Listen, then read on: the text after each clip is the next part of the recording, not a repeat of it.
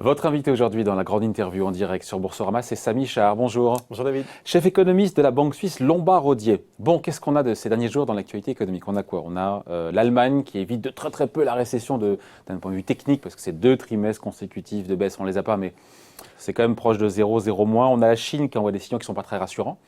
D'ailleurs, cette nuit, on a vu une baisse des taux interbancaires de la Banque centrale chinoise, avec une production industrielle qui continue de ralentir en Chine. On a aux États-Unis, qu'est-ce qu'on a eu? On a la hausse timide des ventes de détail, on a eu la chute de la production industrielle.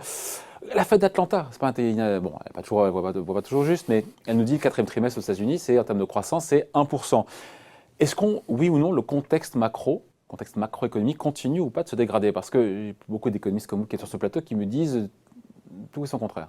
Non, il est plutôt en train de se stabiliser. C'est vrai que 2019 a été une année quand même de tendance baissière monumentale au niveau économique. On a eu un effondrement du commerce mondial, un effondrement de l'activité manufacturière et de production.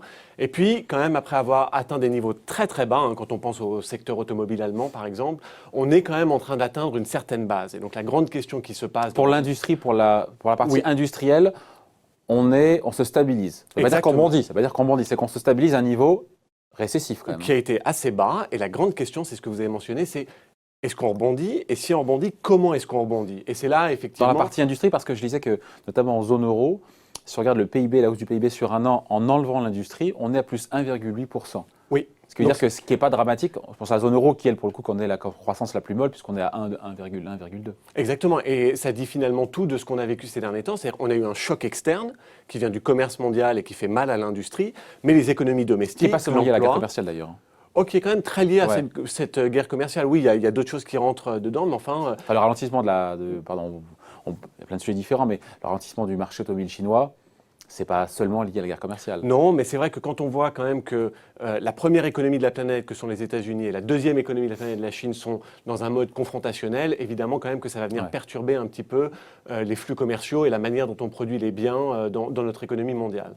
Donc, avec des perspectives un tout petit peu meilleures à ce niveau-là, c'est-à-dire la promesse qui ne sera peut-être pas tenue d'ailleurs, le conflit peut continuer, mais enfin avec cette idée que les Américains ne veulent pas augmenter les tarifs, juste le fait de les stabiliser, voire de les réduire un peu, bien évidemment, ça permettrait à l'économie mondiale peut-être de se stabiliser, mais donc vient encore une fois... Dans sa composante industrielle. Dans sa composante industrielle. Parce que la composante de service, elle, pour le coup, se porte bien. Tiens bien, exactement. Et la grande question viendrait, mais quel genre de rebond est-ce qu'on aurait sur l'activité industrielle de production? Est-ce que ce serait un rebond marqué? Est-ce que ce serait un rebond timide? Et c'est effectivement ce qu'on essaye de lire dans les données économiques du moment. Quels sont les signaux, Samy Char, avant-coureurs, qui vous incitent à être optimiste, en tout cas se dire, voilà, ça y est, ça cesse de se dégrader, éventuellement ça peut rebondir. Qu'est-ce qu'on a d'optimiste dans la lecture statistique des indicateurs qu'on a là? Alors effectivement, les premiers indicateurs qui donnent cette idée quand même d'une stabilisation et d'un rebond, c'est ce qu'on appelle les indicateurs des directeurs d'achat. Ce sont des sentiments. Voilà, ce sont des études, donc on va voir des entrepreneurs, les directeurs d'achat dans les entreprises, et on leur demande, alors ça va mieux ou est-ce que ça va un petit peu moins bien? Et quand ils commencent à répondre que, ils voient le carnet de commandes se remplir, eh bien c'est un signe qu'éventuellement les choses se stabilisent. On en est là aujourd'hui? Et on en est là aujourd'hui, effectivement, à des niveaux très bas. Dans toutes les zones? C'est assez généralisé, oui, on a eu des indications, donc ça a commencé par la Chine. Les indicateurs avancés en Europe aussi se sont stabilisés. On a d'ailleurs... Mais à un niveau très bas, vous l'avez dit. Oui, absolument. Absolument. Et on a d'ailleurs en Europe les prochains indicateurs vendredi, donc ça c'est des choses qui vont être suivies de très très près. Ça veut dire qu'on va devoir encore ou pas revoir, parce que ça fait un an qu'on ne fait que revoir à la baisse les prévisions de croissance. Dans les trimestres, semaines qui viennent, on va continuer à réviser à la baisse ou qu'on est quasiment à... Parce que ça arrive toujours un petit peu en fin de course. Ça, donc. Oui, c'est vrai que ces estimations de croissance, on les revoit un peu, mais je pense qu'il faut, et généralement il y a effectivement un peu d'inertie dans ces estimations, mais il faut garder l'histoire principale en tête. Et l'histoire principale en tête, c'est qu'on est quand même dans un monde de croissance relativement contenu, relativement faible. Bien sûr, 3% de croissance à l'échelle de la planète, c'est pas dramatique non plus. Alors c'est pas dramatique, mais dedans il y a beaucoup de pays émergents, par exemple l'Inde, qui ont peut-être une croissance plus élevée, mais ça veut dire que le monde occidental, Japon, Europe et États-Unis ont une croissance entre 0 et 2%, 0 pour le Japon, 2% pour les États-Unis. Et l'Europe, au milieu. Exactement, entre les deux. Et effectivement, je pense que ce n'est pas forcément dramatique, ce monde de croissance faible, pour autant qu'elle soit un peu mieux redistribuée. Mais pas en accélération, il n'y a pas de réaccélération attendue. Alors on peut attendre un point bas, ça s'améliore un peu, mais la grande question c'est est-ce qu'on peut sortir de ce monde de croissance faible. Est-ce qu'on peut imaginer une Europe croître de manière soutenable à 2,5 ou 3%? Non, bah, on a eu une année, on a eu 2017. Quoi. Parce qu'il y avait cet effet de relance et il y avait ce rebond cyclique, effectivement. Mais on a le sentiment quand même que les niveaux de croissance tendanciels pour le monde occidental, c'est quand même entre 0 et 2% que ça se joue. Il a raison, Jérôme Powell, la semaine dernière, quand il tenait ce discours, je crois que c'était devant le Congrès américain, en disant, voilà, il parlait de la bonne santé de l'économie américaine, il parlait de croissance durable. Il a une boule de cristal, croissance durable, alors qu'on voit quand même poindre un ralentissement américain. Il y a un ralentissement, mais encore une fois, quand on regarde la tendance de l'économie américaine, on voit bien qu'elle est capable de générer en moyenne à peu près 2%. Parfois, elle est un peu au-dessus. Parfois, elle est un peu en dessous, mais on va dire la moyenne et la capacité à générer de la croissance aux États-Unis, c'est environ 2%. C'est ce qu'on devrait avoir en 2020. Exactement, c'est ce qu'on pourrait avoir en 2020. Potentiellement, en fonction de comment se résout la guerre commerciale, on pourrait avoir un petit peu plus ou un petit peu moins, mais cet ancrage de 2%, il est quand même très fort aux États-Unis et ça fait 10 ans qu'il tient. Ouais, je repense parce qu'on a pendant longtemps, enfin, cette année, on a beaucoup dit le mot récession, récession. C'est fini, cette histoire-là, on n'en parle plus. On a joué à se faire peur, c'est vrai que ça ralentissait beaucoup.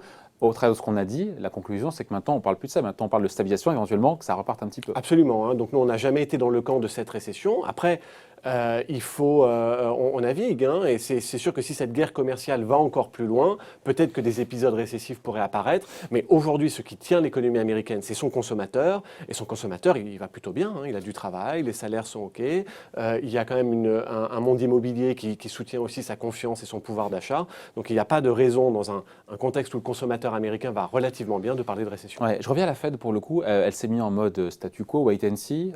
Donc, ça veut dire que sur 2020, ça ne bougera pas. En même temps, il n'y a pas besoin. Alors, c'est ce qu'elle aimerait. Aujourd'hui, quand on... Si on fait 2%, il n'y a pas de raison qu'elle baisse ses taux. Exactement. Ceci dit, la capacité de la Réserve fédérale américaine à ne pas agir sur une très longue période, elle est quand même limitée. Hein. Ça s'est rarement vu dans l'histoire économique et monétaire américaine. Ça a rarement été au-dessus de 12 mois. Donc, on va dire que si elle arrive véritablement à ne rien faire et à maintenir le statu quo au travers de tout 2020, ce serait quasiment un record pour elle. Ouais. Après, elle s'est quand même lancée, la Fed, sans l'avouer officiellement, j'ai envie de dire. Elle s'est lancée dans un troisième, peut-être quatrième QE, en rachetant, encore une fois, des actifs, des T-bills de maturité de moins d'un an. Quand même curieux de voir faire ça, alors que pour le coup, elle nous dit qu'il y a une croissance durable aux États-Unis, l'économie américaine ne montre pas de signe de décrochage. C'est curieux quand même, non? Alors, elle se défend du fait de faire un assouplissement quantitatif. Elle dit non, parce que quand on fait un assouplissement quantitatif, on augmente son bilan, donc on trouve des réserves monétaires pour acheter des actifs. C'est pas ce qu'elle fait là. Et généralement des actifs qui ont de la duration. Or là, elle achète des actifs, c'est des T-bills à court terme. Ah non. Donc ce qu'elle fait, c'est vraiment rajouter des liquidités dans le système, mais elle n'intervient pas sur les marchés qui ont de la duration. Et pourquoi elle le fait? Parce qu'elle a un système aussi qui est très très différent du système européen, où les banques européennes peuvent aller voir la BCE et demander des liquidités quand elles en ont besoin à court terme. Or aux États-Unis, ça se passe de manière un tout petit peu différente. Ils n'ont pas ce qu'on appelle ce système de réserve-là. Et donc il faut que la Réserve fédérale américaine s'engage directement. Et c'est pour ça qu'elle achète ces fameux T-bills. On va dire, est-ce que c'est un assouplissement quantitatif ou est-ce que c'est juste un ajustement technique? Peut-être que la vérité est un peu entre les deux, mais c'est vrai que ce n'est pas complètement non plus une mesure de relance, en tout cas à des fins économiques. Bon, et ceux qui ont dit oui, ça cache quelque chose, il y a des banques qui sont en mauvaise santé aux États-Unis, il y a des problèmes. Non, ce n'est pas le cas. Elles ont véritablement, et on le voit, hein, il y a quand même une forme de transparence aujourd'hui et on peut aller regarder les données, il y a un besoin de liquidité. Et il y a ce besoin de liquidité souvent à court terme parce qu'on doit payer ses impôts, on doit faire des opérations. Souvent, quand on s'approche de la fin de l'année, il y a des opérations bilantaires à mener. Et donc, pour ça, on a besoin de trésorerie quelque part et puis de liquidité pour faire face à ces événements-là. Et quand la Réserve fédérale américaine ne fournit pas ces liquidités, eh bien, généralement, il y a une forme de contrainte et donc elle doit y remédier. Il y a une tension, exactement. Un petit mot de la BCE qui a recommencé ce mois-ci donc, à racheter 20 milliards d'euros par mois en actifs.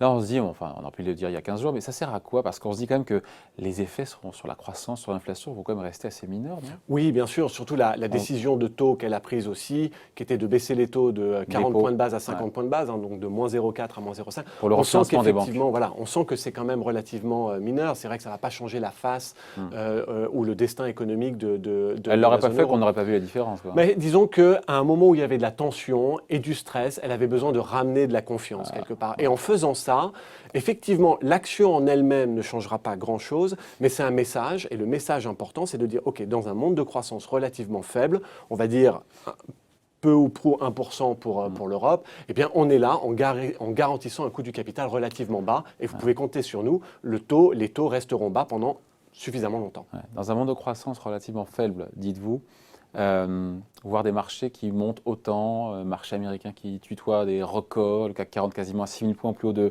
depuis 12 ans, c'est pas curieux, que vous comprenez que ça vous choque pas, vous, en tant qu'économiste, de dire qu'il y a peut-être une décorrélation, une déconnexion entre le réel, et puis les marchés? Bon, aujourd'hui, ça paraît évident, puisque cette année, la croissance bénéficiaire, donc la capacité à générer des bénéfices des sociétés a été maigre, et pourtant on fait des plus hauts. Mais enfin, il faut se souvenir aussi qu'on se remet d'une grande volatilité de marché à la fin 2018. Donc si on reprend par exemple ce qu'ont fait les marchés ces 18 derniers mois, ils ont été très volatiles, mais ceci dit, ils n'ont pas vraiment délivré une performance extraordinaire. Donc un CAC 40 à 6000 points, ce n'est pas incongru.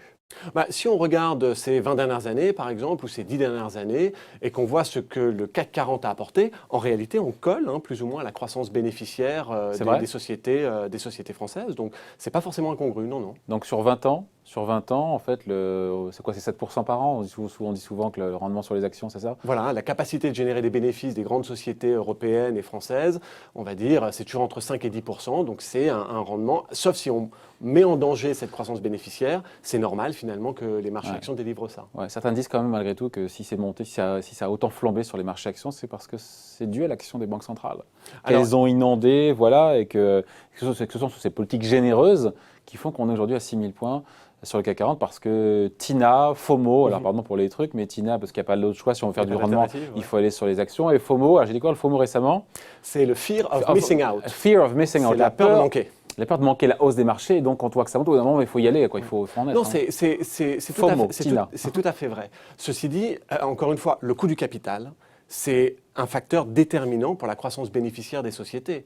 Il y a deux choses qui vont déterminer la capacité à générer des bénéfices pour une grande société. Il y a la demande mondiale, donc est-ce qu'il y a de l'appétit pour les produits que cette société produit, et il y a effectivement le coût du capital, parce que généralement on génère une activité avec du crédit. Donc évidemment, quand on garantit un coût du capital faible, ça va avoir un impact quand même sur la croissance bénéficiaire de la société. Donc oui, le fait qu'on soit dans un monde de taux bas aide la croissance bénéficiaire et évidemment va aider les marchés. Donc un CAC 40 à 6000 points, c'est pas irrationnel. C'est pas irrationnel. Parce qu'il y a quand même beaucoup de gens qui disent voilà, c'est déconnecté. Quand on regarde la croissance, les profits, l'inflation, les marchés actions sont totalement déconnectés. Non, je ne crois pas que ce soit déconnecté. En revanche, il ne faut pas oublier que c'est une classe d'actifs qui est volatile. Donc c'est une classe d'actifs qui a une volatilité d'ailleurs entre 10 et 15. Donc ça veut dire que des mouvements de marché extrêmement violents, même si on reste dans une forme de fondamentale, ça arrive quand même. C'est la nature de cette classe d'actifs de générer peut-être entre 5 et 10%, mais de manière très volatile. Ouais. Et quand on voit que les marchés réagissent, c'est vrai ces derniers temps, de moins en moins, mauvaises nouvelles, on ne se dit pas quand même que c'est un peu inquiétant quand même? Alors, les dernières nouvelles ont quand même été plutôt positives. Ouais, alors, vrai, je vais vous en donner 3. La première sur la guerre commerciale entre Américains et Chinois, évidemment... Mais ce n'est pas largement pricé. Dans les cours, les marchés ont pricé qu'il y avait cet premier accord, cette phase 1, qui était signé, qui n'est pas encore. C'est vrai, il n'est pas encore signé, mais enfin, cet été, il y a quand même eu une escalade extrêmement forte entre ces deux grandes puissances qui a beaucoup inquiété.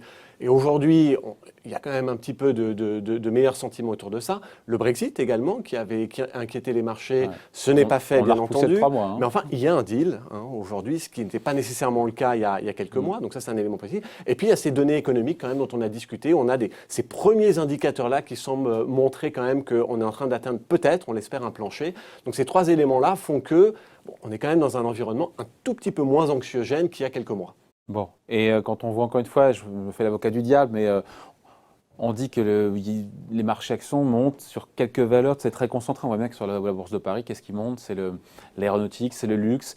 Le fait, encore une fois, ça ne rend pas la hausse plus fragile d'avoir des marchés, des hausses qui sont concentrées sur quelques titres, et pas sur les 40 valeurs, mais sur une dizaine, quoi. Oui, bien sûr, mais enfin, ceci dit, la profondeur de marché est quand même là. Bien sûr que dans un monde de taux bas, le secteur financier souffre un peu, mais enfin, la consommation aujourd'hui se tient, et si on regarde un peu plus globalement sur les marchés mondiaux, la technologie aussi, bien sûr, se tient et participe à ça. Donc le grand défi, bien sûr, c'est d'essayer de se dire, dans ce monde de croissance faible et de taux bas, est-ce qu'il y a quelque chose d'insoutenable qui est en train de se faire. Et c'est effectivement ce que vous mentionnez souvent, ça ne peut pas continuer, etc. Et on se rend compte que finalement, il y a une très grande viscosité de cette thématique-là. La croissance est faible, c'est sûr, mais enfin, elle est quand même là. Il y a des taux bas, c'est vrai. Et puis, voilà, petit à petit, en construisant bien des portefeuilles, on arrive quand même à coller aux fondamentaux et à générer ce qu'on est venu chercher. Mais ça va pas quand même un petit peu vite malgré tout. Mais si vous avez raison, il faut regarder les marchés sur 18 mois et pas seulement sur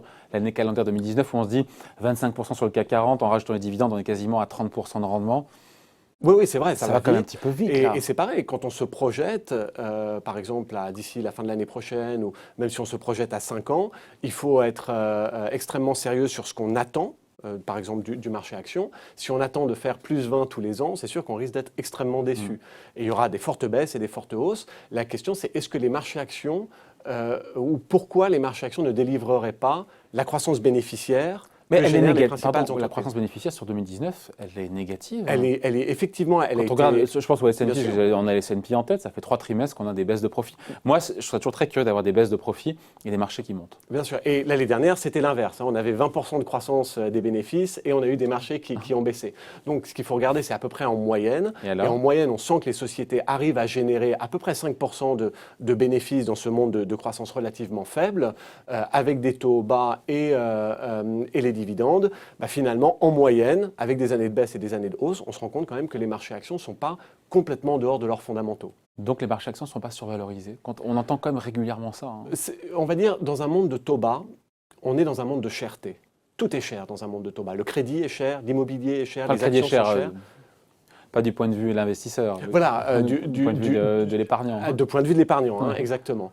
Donc aujourd'hui, on est dans un monde de cherté, on n'est pas forcément dans un monde de bulles insoutenables, mais c'est sûr, un monde de taux bas font que tous les prix se sont ajustés et qu'il y a une certaine cherté, c'est tout à fait vrai. Les rendements futurs seront donc peut-être plus bas que les rendements passés, mais de dire qu'ils seront forcément négatifs, je ne crois pas nécessairement. Bon, donc ça veut dire que ceux qui disent le CAC 40 à 7000 points, etc., dans un an... Dans un an, ça paraît extrêmement optimiste, mais non, je crois qu'il faut... À partir de quel moment on se dit, là pour le coup, les marchés commencent un petit peu à être délirants? À partir du moment où à moyen terme... preuve d'exubérance irrationnelle. À partir du moment où à moyen terme, on déconnecte la performance boursière de la génération de bénéfices. Ce qui n'est pas le cas aujourd'hui. Ce qui n'est pas le cas aujourd'hui à moyen terme. Pourtant, on a beaucoup de gens qui nous disent que c'est déconnecté.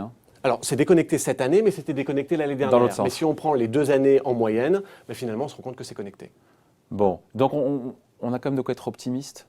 Quand on voit la macroéconomie qui a cessé de se dégrader. Je dirais modérément. Après, c'est à chacun en fonction de ses propres espérances. Mais un monde de croissance faible, de croissance bénéficiaire qui existe, mais qui est plus faible que par le passé et qui donne des rendements sur les marchés actions et d'autres marchés qui sont un peu inférieurs à ce qu'on avait, mais qui sont positifs. On va dire, je ne veux pas manquer d'ambition et de dire qu'on s'en contente, mais aujourd'hui, oui, ça me rend modérément optimiste. Ouais. Avec l'idée quand même qu'il n'y aura plus de soutien monétaire. Le soutien monétaire sur 2020, c'est fini. Et les marchés ont quand même été drogués cette année aux nouvelles largesses, à la générosité des banques centrales. Cette béquille-là, elle est terminée. Je préfère être dans un monde où il y a suffisamment de croissance pour ne pas avoir besoin du soutien monétaire, mais on a quand même un soutien monétaire qui reste marqué, qui est qu'on reste dans un environnement de taux bas et que la perspective d'avoir une remontée des taux assez violente et dans le court terme est quand même extrêmement réduite à ce stade. Donc c'est quand même une garantie. Bon, sur 2020, on finit là-dessus, il nous reste 30 secondes. Les drivers à regarder sur 2020. On aura effectivement année d'élection américaine.